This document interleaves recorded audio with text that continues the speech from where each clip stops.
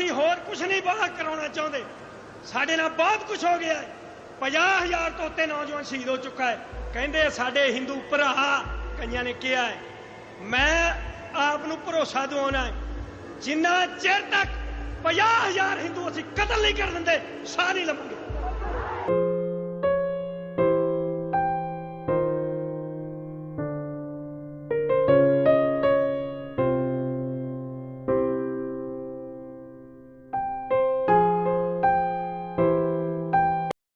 हाँ जी, सत श्री अकाल भी सारे नूं।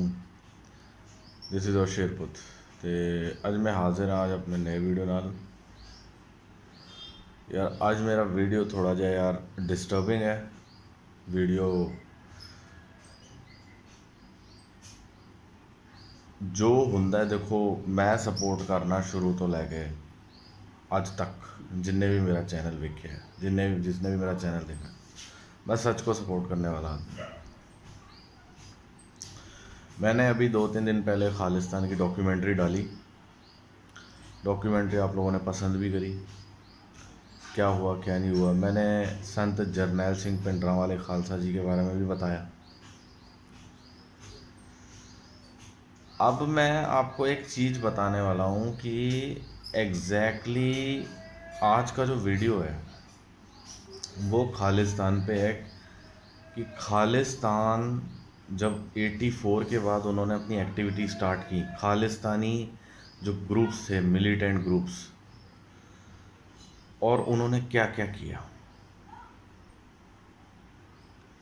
आज ही मैं डॉक्यूमेंट्री देख रहा था, देख के बड़ा दुख लगा। देखो मैंने शुरू में एक चीज़ क्लियर करी थी कि संत जरनैल सिंह भिंडरांवाले खालसा जी ने कभी डिमांड खालिस्तान की नहीं करी, लेकिन उन्होंने ये कहा था अगर मुझे खालिस्तान या सेपरेट स्टेट मिलता है, क्योंकि मैं आनंदपुर रेजोल्यूशन के लड़ रहा हूँ, तो हम उसको एक्सेप्ट कर लेंगे। और दरबार साहब पे जब अटैक होता है तो फिर सीन फिर काफ़ी चेंज हो जाता है। होता क्या है, उनके साथ एक एली होती है। अब मैं आपको एक कहानी बताने जा रहा हूँ। ये कहानी है एक मिलिटेंट ग्रुप की, जो कि खालिस्तानी टेररिस्ट ग्रुप था।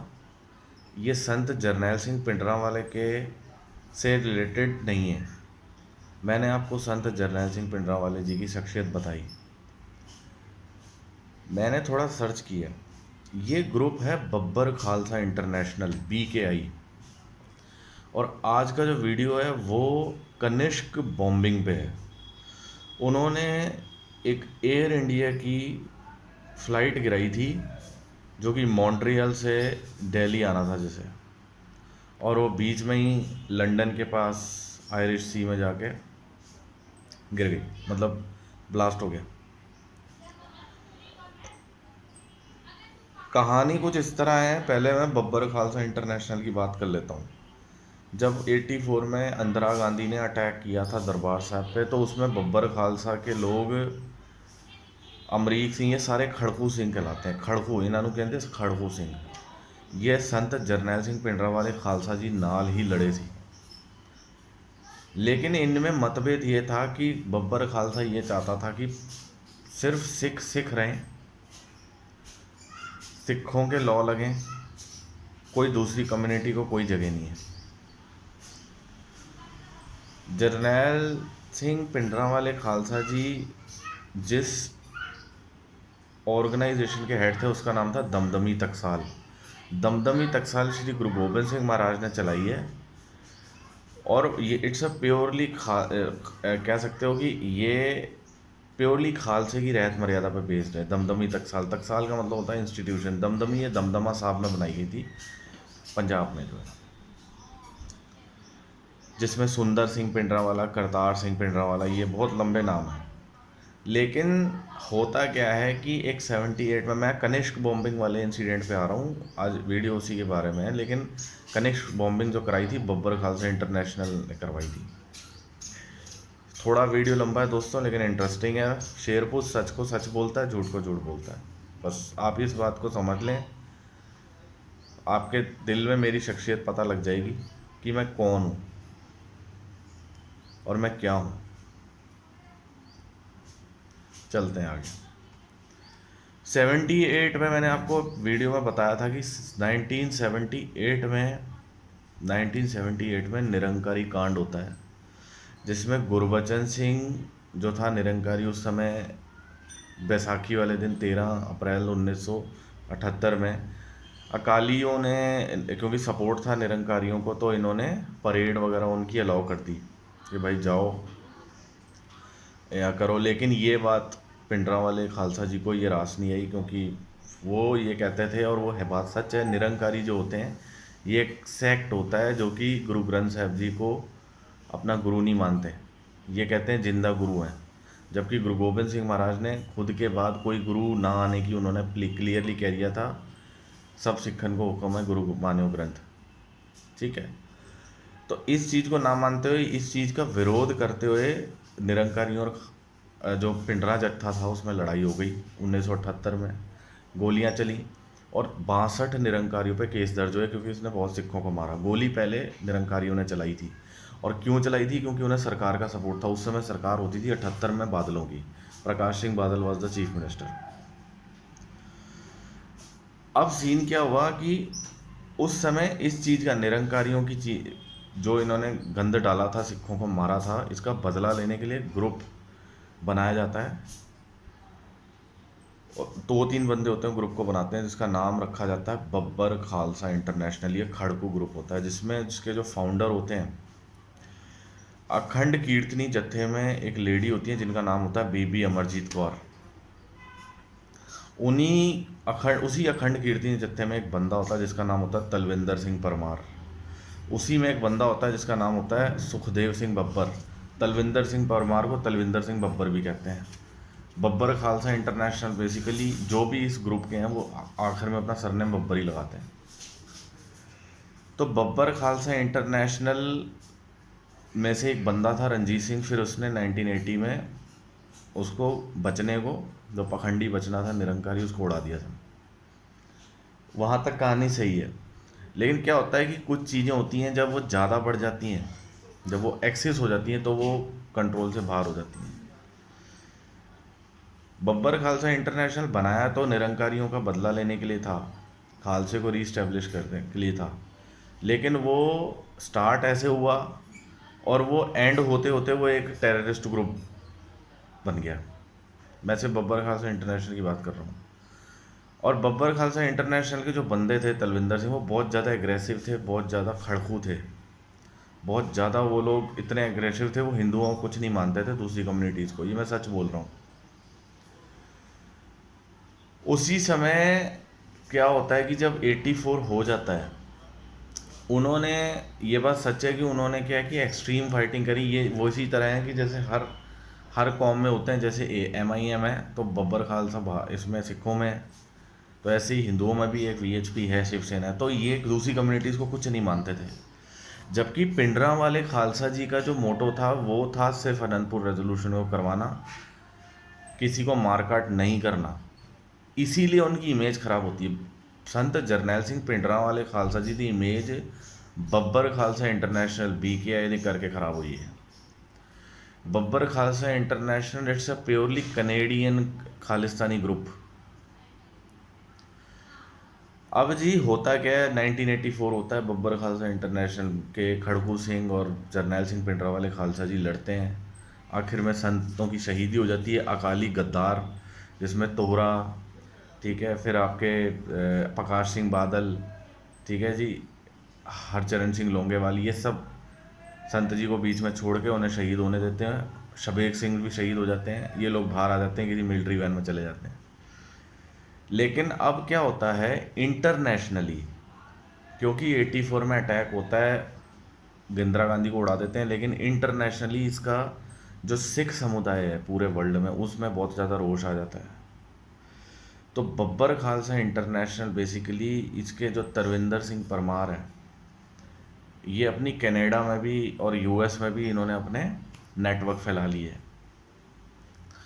तो 85 के अंदर, 1985 में क्या होता है कि उन्होंने ऐसे खड़कू भाषण देना स्टार्ट कर दिए कि जिसको सुन के बड़ा दुख लगा मुझे भी, जो कि एक आइडियोलॉजी जो है खालसे की उससे काफ़ी ज़्यादा अलग है। उसमें एक बंदा होता है जिसका नाम होता है जैब सिंह बागड़ी, जो कि कहता है कि 50,000 सिखों को मारा गया तो हम भी 50,000 हिंदुओं को मारेंगे। ये कनाडा में दे रहा भाषण। तलविंदर सिंह परमार अपने हेडक्वार्टर इंडिया छोड़ के वो कनाडा शिफ्ट कर लेते हैं, क्योंकि इंडिया में वैसे ही वो लोग ये लोग सेफ नहीं होते, BKI बब्बर खालसा वाले। लेकिन बब्बर खालसा तो 2 लेवल ऊपर था भिंडरांवाले से। Babbar Khalsa is a extreme, ये बैंड है करीब 5 से 10 देशों में। फिर क्या होता है, ये लोग प्लान करते हैं, क्योंकि दरबार साहब में हमला हुआ होता है, तो ये लोग प्लान करते हैं कि अब इसका बदला लिया जाए। इन्होंने अपने टेप जारी किए, इन्होंने कहा जी अब हवा से जो चिड़ियाँ उड़ रही हैं एयर इंडिया की, वो चिड़ियाँ अब नीचे गिरेंगी, उनके पर काटे जाएंगे। ऐसे ऐसे भाषण हुए। कहानी आगे बढ़ती है जी। जून आता है 1985, 1 साल हो चुका होता है, क्योंकि जून फर्स्ट वीक 84 में ब्लू स्टार होता है। तो उसके बाद होता क्या है, एक बंदा होता है, वो मैकेनिक होता है, बिजली का काम करता है, मैकेनिक कम इलेक्ट्रिशियन। उसका नाम होता है इंद्रजीत सिंह रैयत। इंद्रजीत सिंह रैयत से तलविंदर सिंह परमार मिलता है। जो कनिष्क बॉम्बिंग हुई थी वो हुई थी 23 जून को 1985 को। उसमें 329 लोग मारे गए थे, जो कि मॉन्ट्रियल से भारत आ रहे थे, और सारे मारे गए थे इंक्लूडिंग क्रू मेंबर्स। तो इंद्रजीत सिंह रैयत से तलविंदर सिंह परमार मिलता है। एक बंदा और मिलता है जिसका नाम होता है रिपू दमन सिंह मलिक। एक बंदा होता है अजैब सिंह बागड़ी, और एक बंदा होता है हरदयाल सिंह जोहल। ये बड़े मेन कैरेक्टर्स होते हैं कनिष्क बॉम्बिंग के। ये लोग प्लानिंग करते हैं कि जो एयर इंडिया है, एयर इंडिया को कैसे उड़ाया जाए, कैसे बम बनाया जाए। तो उसमें जो तलविंदर सिंह परमार को पता होता है कि इंद्रजीत सिंह रैयत जो है कनाडा का वासी होता है, ये एक मैकेनिक का काम करता है, ये बिजली का। तो इसको ये बत्ती तार वार का काम आता है। तो ये क्या है ना कहीं जाके वो इंद्रजीत सिंह रैयत को ये बोलते हैं कि तुम कहीं ना कहीं माइन वाइन वाले इलाके में जाओ, वहाँ से सीखो कि वहाँ ब्लास्टिंग करते हैं, एक्सप्लोजन उड़ाते हैं। वहाँ से ये जाता है, इंद्रजीत सिंह रैयत माइन वाले इलाकों में जाता है जहाँ पे एक्सप्लोजन्स होते हैं, पहाड़ काटे जाते हैं, वहाँ से सीखता है ये। अब ये प्लान करते हैं कि एयर इंडिया की जो फ्लाइट्स उड़ेंगी ना, उनको उड़ाया जाए। होता क्या है कि ये प्लान ये सीख लेता है माइनिंग वगैरह साइड जाके, क्योंकि इलेक्ट्रिशियन जिसको आता है, बेस इसको आता है, तो ये सारा काम सीख लेता है। अब क्या होता है, एक बंदा होता है हरदयाल सिंह जोहल। दिन आता है 23 जून 1985 को। हरदयाल सिंह जोहल जो होता है वो इनका खास एली होता है, तलविंदर सिंह परमार और इंद्रजीत सिंह रैयत का। मतलब बब्बर खालसा का ही वो बंदा होता है, ये कह लो आप। तो बब्बर खालसा इंटरनेशनल जो होता है आपका तलविंदर क्या कहते हैं, हरदयाल सिंह जोहल, ये मॉन्ट्रियल में जब फ्लाइट उड़नी होती है एयर इंडिया वाली जो कि दिल्ली पे रुकेगी, वहाँ जाता है। वहाँ जाता है, वहाँ पे एक बंदे को लेके जाता है, एक बंदे को लेके जाता है जिसको ये लोग कहते हैं M Singh, M for Montreal. उसके साथ जाता है, जहाँ पे आपके चेक इन्स होते हैं फ्लाइट पे, जब आपका लगेज को अंदर रखा जाता है, तो वो बंदा जिसको ये साथ में लेके जाता है हरदयाल सिंह जोहल, ये पीछे रहता है वो बंदा, क्योंकि उस समय सिखों पे थोड़ी सी पाबंदी ज़्यादा हो रही थी, नज़र रखी जा रही थी। तो वो मूना बंदा होता है। तो कहता है मेरा नाम एम सिंह है, ये जो लगेज है इसको आप चेक इन करो।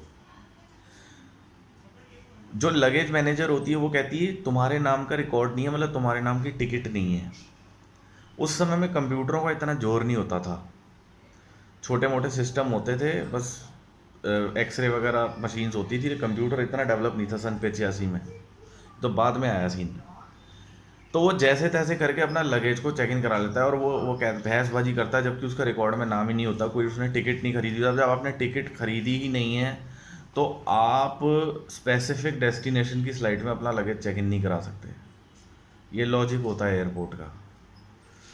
तो पहले टिकट वगैरह का सारा डेटाबेस में रिकॉर्ड होना चाहिए, उसी के बाद आपका चेक इन होगा, क्योंकि आपको जिस फ्लाइट में जाना है। लेकिन वो पता नहीं, कहता है मैंने पैसे दिए हैं, एम सिंह जो था वो कहता है मैंने पैसे दिए हैं, आप इसका चेक इन मारो लगेज का, मेरे को दिल्ली जाना है। वो लगेज जी चढ़ा देते हैं। वो फ़्लाइट होती है एयर इंडिया 182। अब वो क्या होता है जी, वो फ्लाइट में चढ़ जाता है, बाद में पता लगता है जी वो एम सिंह नाम का बंदा तो बैठा ही नहीं, फ्लाइट उड़ गई। उसी समय वैंकूवर में एक फ़्लाइट होती है कैनेडियन पैसिफिक CP003, उसको जाना होता है जापान, टोक्यो, नरीता एयरपोर्ट पे।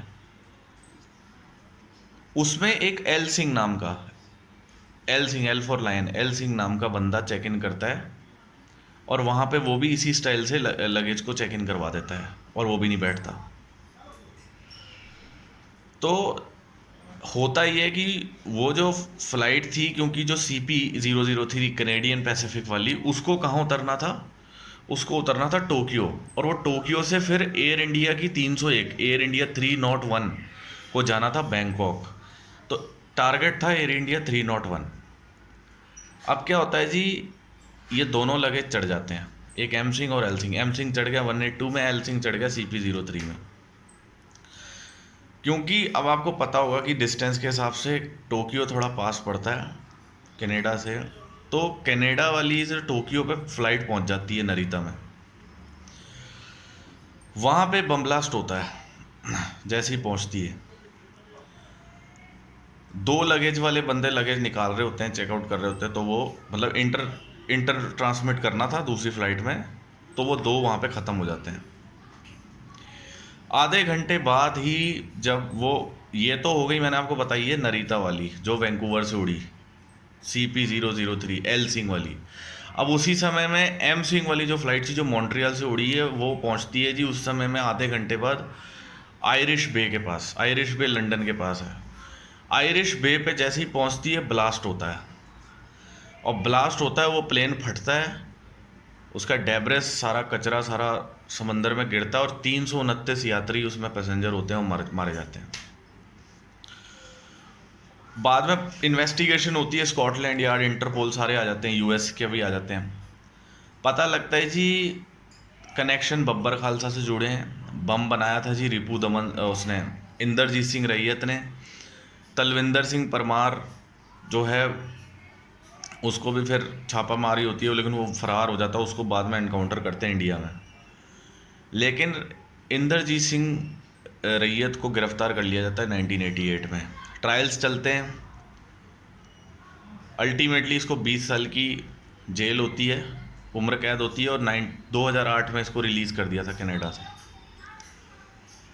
उसी समय 2001 के अंदर 2 और बंदे होते हैं, क्योंकि रिपू दमन सिंह मलिक, मैंने बताया था ना, ये लोगों ने सबने मिलकर प्लान किया था, क्योंकि इन्हें 84 दरबार साहब पे हमले का बदला लेना था। तो रिपू दमन सिंह मलिक और अजैब सिंह बागड़ी, जिसने कहा था मैं हिंदुओं को कत्ल करूँगा, ये 2001 में गिरफ्तार होते हैं, 2005 में इन्हें रिलीज़ कर दिया जाता है। बाकी और कई मिसिंग हैं। ये लोग जितने भी थे इन्हें बोलते हैं खड़कू सिंह। इन लोगों की वजह से, क्योंकि ये खालिस्तानी थे, अभी इनकी ऑर्गेनाइजेशन भारत में, कनाडा में, UK में हर जगह बैन है। मैंने डॉक्यूमेंट्री देखी, मेरे को बहुत दुख लगा। भाई देखो, खालसे का मोटिव किसी निर्दोष को दुखी करना है, निर्दोष को कह सकते हो कि आप हानि पहुंचाना नहीं है। खालसा गुरु महाराज ने बनाया था देश की सेवा के लिए, जुल्म के खिलाफ लड़ने के लिए, गरीबों को खाना खिलाने के लिए। दमदमी टकसाल का फॉर्मेशन हुआ था, जिसके पहले जत्थेदार थे बाबा दीप सिंह जी, जो अब्दाली से जीते थे। उन्होंने सर कट गया था, लेकिन उन्होंने सर हाथ में रख के दरबार साहब में उन्होंने अपना बेटा चढ़ाया था, फिर वो शहीद हो गए थे। संत जरनैल सिंह पिंडरा वाले खालसा जी हरमंदर साहब को बचाते बचाते शहीद हो गए थे। लेकिन जो बब्बर खालसा इंटरनेशनल है, ये सारे कैनेडियन यूके वाले बंदे, और ये कहाँ से, इन्हें पैसा कहाँ से आ रहा है, बी क्या है, इनको पैसा आता है बाहर से, कनाडा से, यूके से। मैंने आपको बताया था 2 ब्रांचें हैं।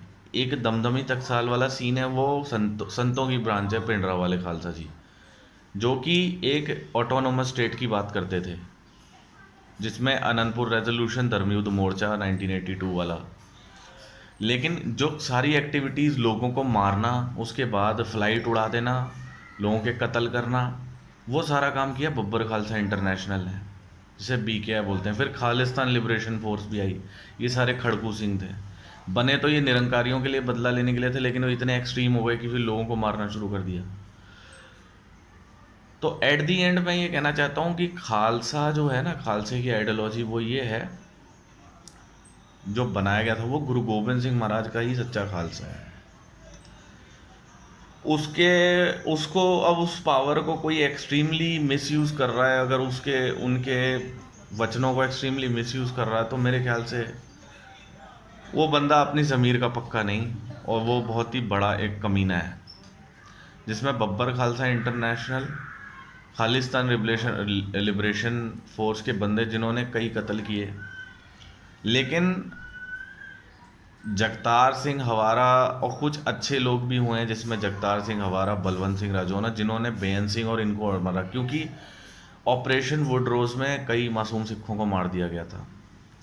तो इनका बदला 95 में, वो अलग मैं वीडियो बनाऊंगा बेअंत सिंह के लिए, स्पेशल वीडियो। लेकिन आज का वीडियो था कनिष्क बॉम्बिंग में और नरीता बॉम्बिंग पे, जो कि अंजाम दी थी तलविंदर सिंह परमार ने, और मेन जो कॉन्विक्ट थे इंद्रजीत सिंह रैये, जो जिसने बम बनाया था। और वो दो बम बना के, एक गए थे एयर इंडिया 182 मॉन्ट्रियल फ्लाइट में, जिसे दिल्ली जाना था, और एक बम को एल सिंह नाम से चेक इन कराया था वैंकूवर, जिसको जाना था टोक्यो नरीता में। तो टोक्यो वाले तो बच गए, लेकिन एयर इंडिया 182 वाले उड़ गए। तो ऐसी एक्टिविटीज़ को कोई भी सिख सपोर्ट नहीं करता, कोई सच्चा खालसा सपोर्ट नहीं करता। खालसा सबकी सेवा के लिए, लोगों के हकूक़ों की रक्षा के लिए बना है, लेकिन उसको एक्सट्रीम रूप देना और बब्बर खालसा इंटरनेशनल दे करके ही पिंडरा वाले खालसा जी की इमेज खराब हुई है।